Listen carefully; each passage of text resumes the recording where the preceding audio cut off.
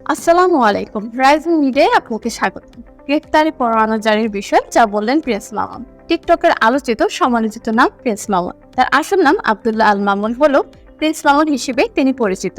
এবার এই টিকটকারের বিরুদ্ধে গ্রেফতারি পরোয়ানা জারি করেছেন আদালত। এই বিষয়ে প্রিন্স মামুন গণমাধ্যমকে বললেন, পরোয়ানা জারির তথ্যটি সত্য। গত ডিসেম্বরে মাঝরাতে লায়লার সঙ্গে একটু ভুল বোঝাবুঝি হয়। সেখানে হাতাহাতের ঘটনা ঘটেছিল। আমি আইনিভাবে এটি মোকাবেলা করব। মামুন আরও বললেন, যিনি মামলা করেছেন তিনি মামলা তুলে নেবেন বলেছিলেন, তাই আমি হাজিরা দেইনি।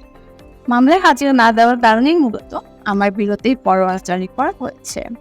এদিকে লায়লা সাংবাদিকদের বললেন, কোন মামলায় মামুনের বিরুদ্ধে গ্রেফতারি জারি করা হয়েছে আমি সে ব্যাপারে কিছুই জানি না। এ ব্যাপারে আমার কোনো মন্তব্য নেই। উল্লেখ্য, প্রিন্স মামুন ও লায়লা টিকটক ছাড়াও বিভিন্ন সামাজিক মাধ্যমে আলোচনায় থাকেন। বয়সের ব্যবধানের পরও প্রেমের সম্পর্কের কারণেই তাদের ব্যক্তিজীবন